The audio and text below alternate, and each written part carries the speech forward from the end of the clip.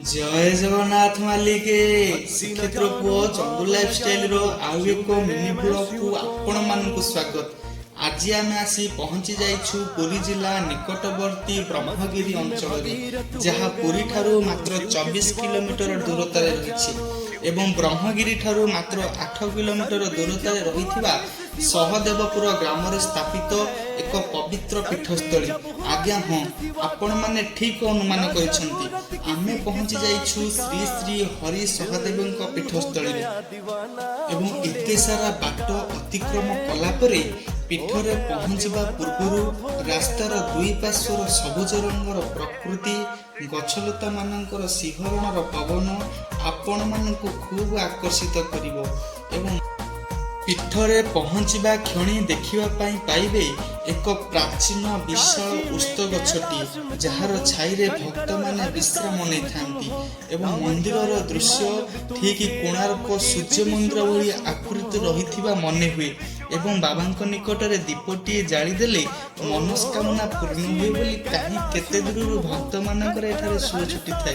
कुहा जाए द्वापर जुगरे रहिथिबा पंच पांडव बड़ भाई युधिष्ठिर भाई भीम अर्जुन नकुल एवं समस्तଙ୍କ ठाରୁ सानो भाई होचंती सहदेव। एही सहदेव एठारे श्री श्री हरि सहदेव बाबा भावरे पूजा पाई थांती।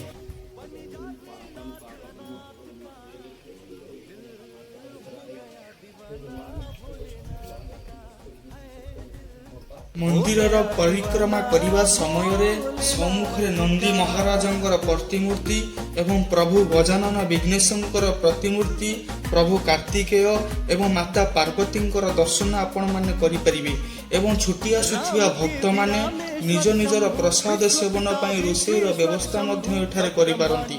एही पीठ एक विराट बालीबंत मध्यवर्ती अंचल रे रहिथिबा बेले एठारे भक्त मानकर आगमन सहित पूजा सामग्री दुकान मान मध्य रहिछि एवं पीठर निकटवर्ती रे एक सुंदर पुष्करणीटी मध्य रहिछि जेउठारे भक्त माने निज निजर स्नान कार्यक्रम सारी एवं पीठर खूब आनंद नै थांती तह सहित आनंद रे प्रसाद सेवन करी फिरि थांती।